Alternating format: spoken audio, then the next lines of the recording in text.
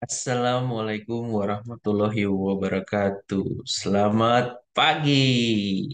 Oke, selamat pagi Bapak Ibu, eh, para audiens dari SCT Insight. Kembali bertemu dengan saya, Aji Birawa. Eh, Kali ini saya akan membahas lebih lanjut terkait manajemen talenta versi 3 Fit Formula atau 3 Fit Formula. Nah, kemarin kita sudah bahas lebih lanjut bahwa apa yang bisa kita lakukan dengan Trifid Formula konsep yang memang kita melihat secara holistik untuk melihat, mengakses orang-orang yang ada di organisasi kita dan juga pengembangan apa yang tepat guna untuk mereka. Yang seringkali selama ini pengembangan tersebut kita lakukan secara general atau mungkin bisa dikatakan malah generik.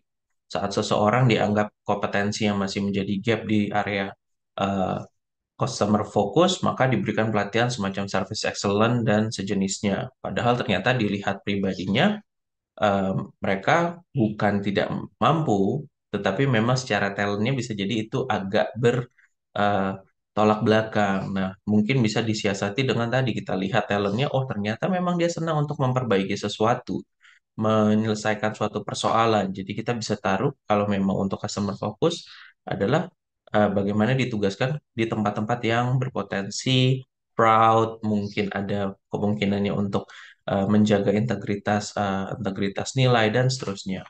Nah, jadi memang tujuannya adalah betul-betul ini menjadi hal yang penyegaran dalam kita melakukan memaintain dari employee-employee kita yang memang nantinya bisa jadi itu adalah future leader kita atau menjadi penerus dari para pemimpin-pemimpin besar di organisasi kita.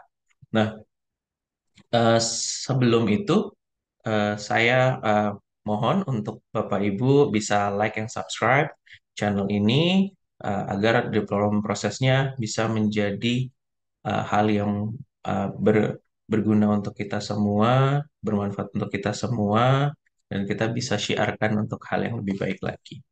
Oke, nah kali ini saya akan membahas lebih lanjut. Kemarin kalau kita lihat, saya coba share screen.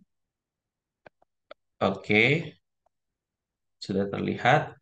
Jadi konsepnya adalah Trifid Formula. Nah, di Trifid Formula ini kan kemarin sudah dijelaskan bahwa dengan kompetensi yang fit, ditambah talent yang fit, serta culture yang fit, dan juga dikalikan dengan investasi yang sesuai dan tepat, maka akan didapatkan karyawan atau employee yang memiliki komitmen dan berperforma terbaik. Nah, ini saya izin untuk refresh sedikit. Jadi, kemarin yang kita sasar adalah orang-orang yang ada di kuadran ketujuh.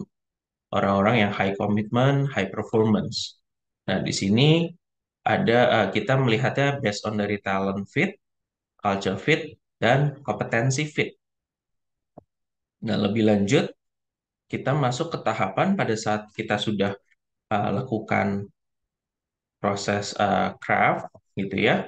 Di sini kita crafting, kita masuk ke tahapan assess. Nah, assess di sini ada tiga hal yang di-assess. Pertama adalah kita mengakses dari untuk mengukur talentanya dengan talent dan analysis tools. Kita mengukur kompetensinya dengan assessment center method. Dan yang ketiga, kita mengukur values atau organisasinya dengan menggunakan values inventory test. Nah, untuk kali ini saya akan membahas bagaimana cara-cara yang bisa kita lakukan untuk mengukur values yang terkait bagaimana si seorang ini apakah dia fit dalam organisasinya dengan nilai-nilai yang harus dianut atau mungkin dijalankan dengan budaya-budayanya. Karena memang kenapa ini menjadi hal yang kita soroti? Karena seseorang itu bisa menjadi orang yang memiliki komitmen, bagaimana dia bisa akhirnya bisa bertumbuh dengan baik pada saat dia bisa sejalan dengan budaya organisasinya. Nah, terkadang yang terjadi kalau ada employee kita yang memang tidak sesuai dengan nilai-nilai organisasi, maka seringkali Bisa jadi orang tersebut dia akan nggak happy, dia bisa jadi akan menjadi toksik dan seterusnya. Oke, kita bahas lebih lanjut terkait bagaimana pemetaan based on dari culture fit sendiri. Nah, selama ini kita melihat bahwa Bapak Ibu mungkin sudah mendengar kasus terkait bagaimana yang terjadi di Wells Fargo, di mana karyawan bank terlibat dalam praktik pembuatan 1,5 juta rekening fiktif yang merugikan nasabah. Nah, ini menariknya adalah sampai 1,5 juta rekening, sesuatu yang sudah berjalan cukup lama dan baru ketahuan itu setelah hal tersebut dipraktikkan cukup lama. Dan ini dilakukan nggak cuma satu orang saja, tapi cukup banyak yang melakukannya si employee-nya atau karyawan banknya. Nah, yang kedua, kasus di Jiwasraya, yang ternyata ada 6 tersangka kasus Jiwasraya yang memang menjadi menjadi orang yang terduga untuk melakukan yang ini kasus. Lalu juga mungkin yang kemarin yang sempat heboh terkait kasus penyelundupan Brompton dan Harley. Nah, ini dengan menggunakan pesawat gitu ya. Atau juga terkait sindikat pada oknum pajak terbongkar.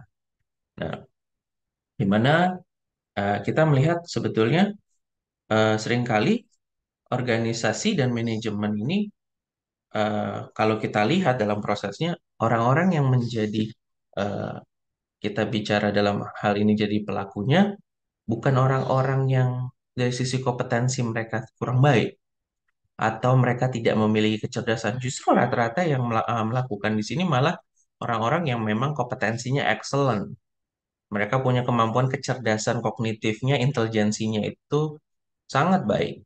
Dan karena apa? Selama ini ternyata kita di organisasi seringkali hanya berfokus dan mengedepankan pada kompetensi dan kecerdasan kognitif. Jadi selama ini pada saat proses assessment gitu ya, yang kita lihat di awal pada saat masuk karyawan baru gitu ya, untuk kita lihat ya fokusnya adalah IQ-nya. Kita lihat bagaimana kemampuannya dia dalam melakukan suatu pekerjaan.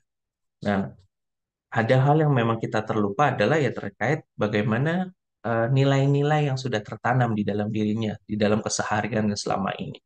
Dan itu seringkali menjadi terlewat oleh kita. Impresi di bagaimana kemampuannya dia dalam melakukan pekerjaannya, keterampilannya, pengetahuannya, kecerdasannya. Nah, itu membuat kita melewatkan hal yang memang sangat krusial, yaitu terkait bagaimana nilai-nilai yang memang dia pegang teguh atau memang yang dia terapkan selama ini. Nah, itulah kenapa yang kita bahas di pertemuan ini adalah yang pertama kali adalah justru dari sisi culture fit-nya sendiri, gitu. Nah, lebih lanjut, kalau kita lihat bagaimana solusi untuk dari sisi culture fit, nah ini kita analogikan seperti iceberg gitu ya. Nah, jadi selama ini kita melihat di sini nih skill, knowledge gitu kan sesuatu yang memang terlihat gitu ya. Kemampuan mereka dalam melakukan sesuatu, apa yang mereka ketahui. Nah, hal-hal yang di bawah ini yang tertutup gitu ya, yang ada di dalam yang sangat apa yang sangat tertutup itu terkait bagaimana self image, values-nya, traits-nya, motifnya. Nah, itu sesuatu yang kadang kita terlewat gitu. Nah, kita melewatkan hal tersebut.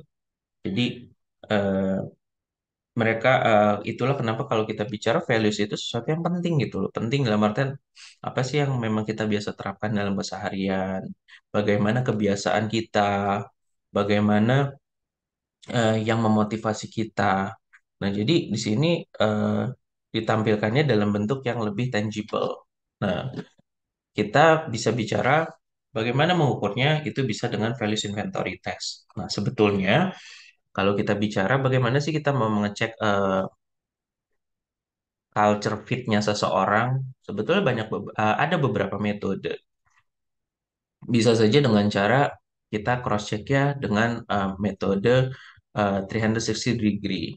Nah, kita lakukan betul-betul kita lihat bagaimana sih pandangan rekan-rekannya, dari atasannya, atau mungkin dari bawahannya terkait si orang ini.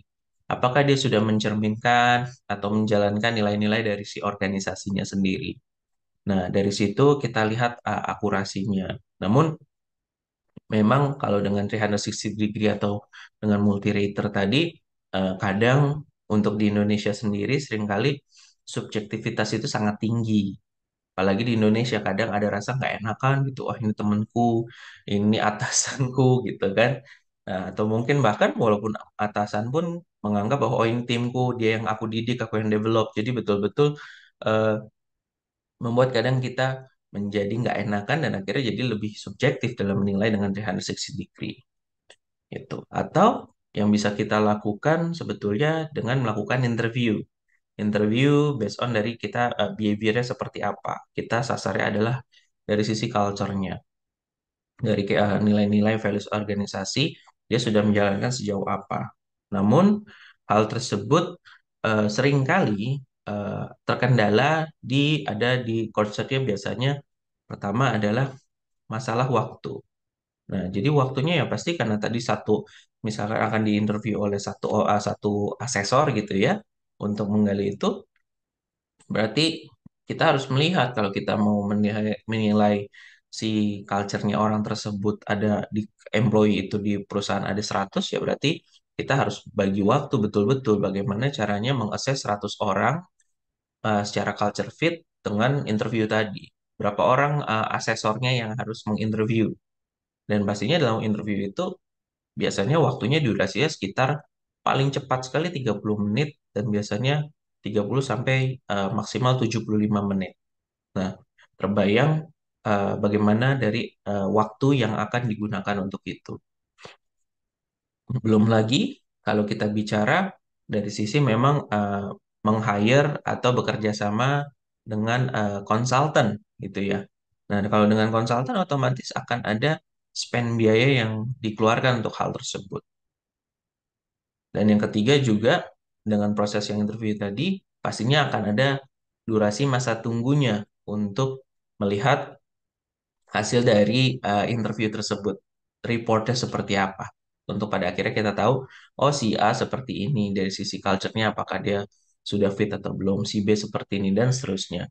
Nah, eh, jadi kedua hal tersebut sudah pernah kita lakukan dan kita memang betul-betul melihat bahwa masing-masing ada kekuatan dan juga memang ada hal yang memang room of improvement-nya kalau saya bilang. Nah, lalu dengan kondisi itu akhirnya kita buatlah suatu eh, tools gitu ya untuk kita bicaranya untuk memprofiling di awal gitu. Jadi kita betul-betul melihat dengan tools tersebut. Jadi memang kita bicaranya ini adalah self inventory gitu ya. Kita bicara inventory test.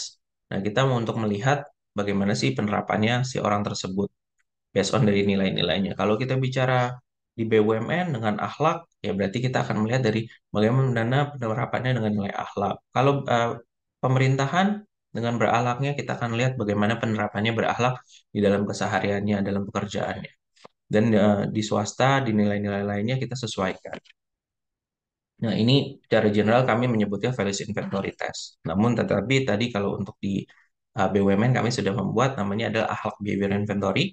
Dan kalau untuk yang di pemerintahan kami menyebutnya berakhlak behavior inventory. Nah, lebih lanjut kami menggunakan konsep apa dalam pembuatan values inventory test? Kami menggunakan konsep dari taksonomi Bloom, di mana kita melihat bahwa eh, konsep ini cukup fit kita gunakan dalam proses pembuatan values inventory test.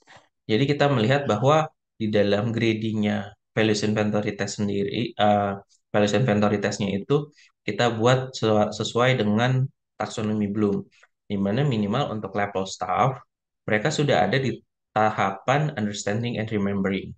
Jadi bukan hanya remembering tapi understanding. Nah, ini kita jadikan satu di level satu. Lalu di level berikutnya adalah applying.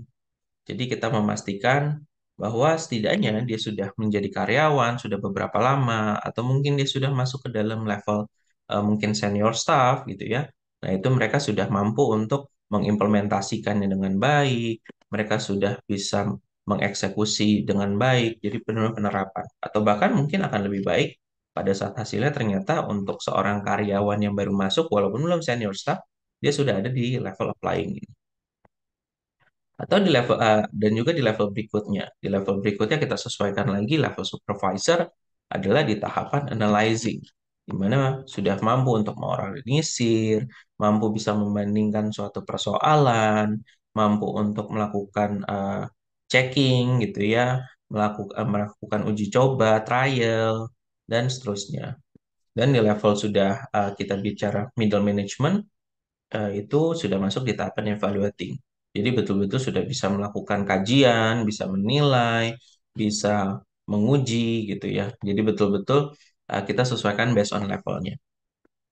Dan yang terakhir adalah di tahap creating. Nah, ini adalah di level top management, di mana sudah mendesain sesuatu, membuat sesuatu, mengintegratingkan, atau mungkin kalau dibutuhkan menginvestigasi juga menginvestigasi, menginvestigasi suatu persoalan atau mungkin ada satu case gitu ya. Nah, jadi betul-betul kita melihatnya based on ini. Dan ini kita lihatnya eh, based on dari satu persatu gitu ya, satu persatu dari nilainya dan juga nanti secara keseluruhan bagaimana sih gambarnya si orang ini secara rata-rata. Jadi memang base konsepnya adalah ini. Nah, bagaimana bentuk contoh reportnya? Nah, contoh reportnya seperti ini. Jadi kalau kita lihat contohnya misalnya nilainya di dalam organisasi itu adaptif dan loyal gitu ya. Nah, dilihat ternyata si orang ini dalam level adaptifnya itu dia masih di level satu, sedangkan level yang kurang menggambarkan adalah di level 5. Namun kita lihat lagi eh, selain itu juga ada nilai loyal. Nilai loyal juga sama. Untuk level yang menggambarkannya dia masih di level satu, namun untuk level yang kurang menggambarkan dia ada di level 5. Nah, kita cek lagi orang ini sudah ada di level apa sih pada saat lakukan pengetesan atau dilakukan inventory test ini. Oh, ternyata dia sudah ada di level sebetulnya supervisor gitu. Oh, harusnya kan berarti dia sudah ada di tahapan ketiga.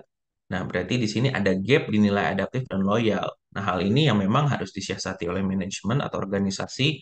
Bagaimana caranya si orang tersebut supaya akhirnya fit dengan culture tersebut, eh, ya dia diberikan awareness. Bagaimana dia diberikan internalisasi lebih lanjut untuk agar akhirnya dia menerapkan setidaknya di level yang tadi, di level 3 tadi, yaitu di level dia sudah di analyzing.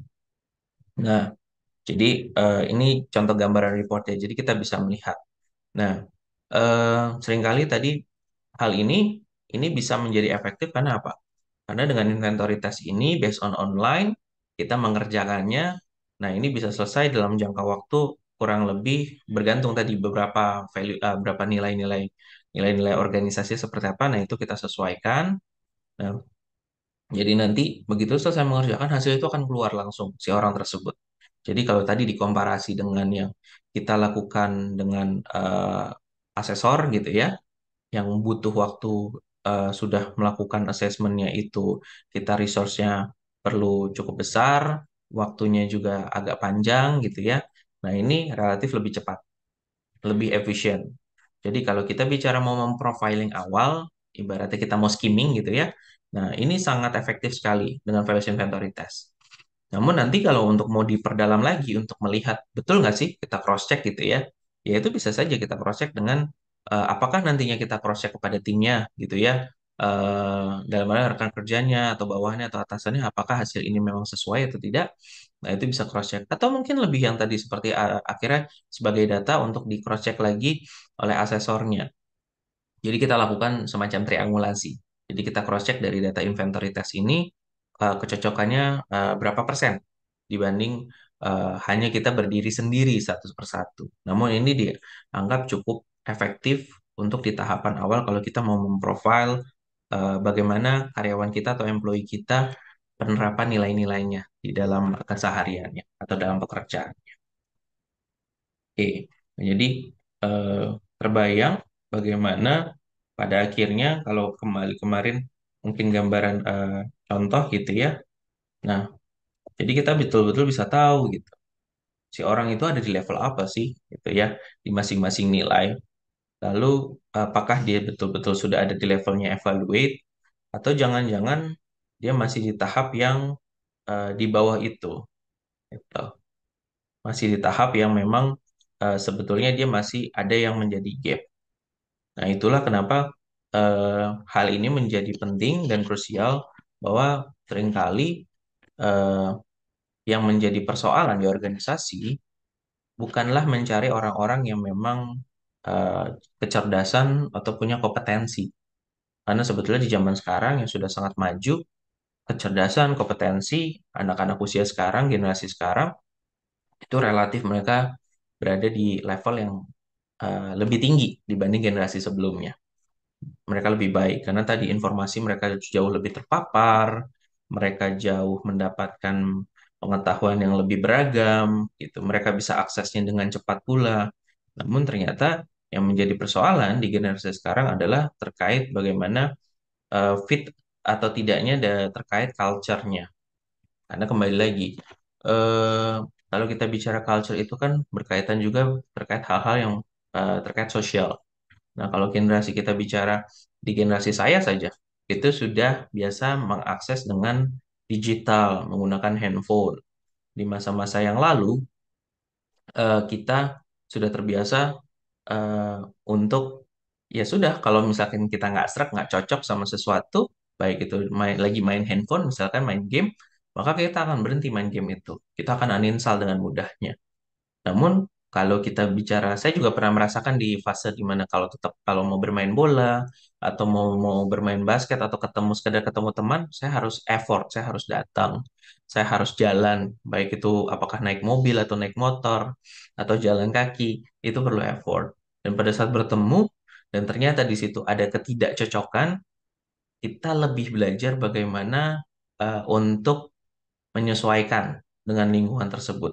Kita berusaha untuk beradaptasi. Nah, jadi eh, itu bisa saja menjadi akhirnya kenapa di generasi yang sekarang ini seringkali banyak orang yang memang pinter, mereka oke, tapi mereka nggak fit sama organisasi dan mereka akhirnya eh, membuat turnover itu tinggi gitu ya. Mereka nggak serang, nggak sesuai, mereka keluar, mereka cari tempat lain. Bukan lagi terkait gajinya, tapi tadi budayanya. Bisa jadi hal tersebut.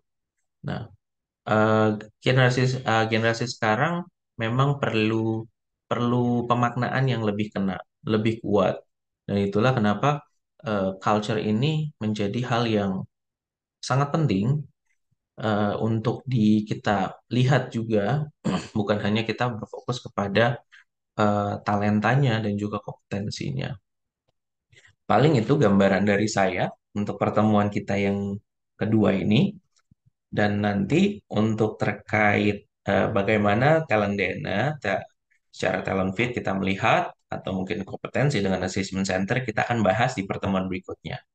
Mudah-mudahan pertemuan kita di hari ini bisa memberikan insight yang betul-betul uh, dipahami oleh rekan-rekan dan juga bisa membawa kebermanfaatan bahwa sebetulnya eh, employee kita itu bergantung bagaimana kita memaintain mereka, bagaimana kita mau melihat sudut pandangnya.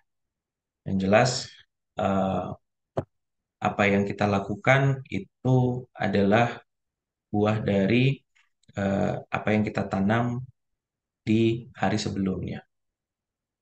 Jadi dengan itu, saya harap kita bisa lebih fokus bagaimana culture itu adalah sesuatu akar atau fondasi yang bisa menguatkan organisasi ke depannya. Oke, sekian dari saya. Terima kasih sudah hadir di SCT Insight di hari Jumat pagi ini. Semoga jadi berkah untuk Bapak Ibu dan audiens semua. Oke, Assalamualaikum warahmatullahi wabarakatuh. Selamat pagi.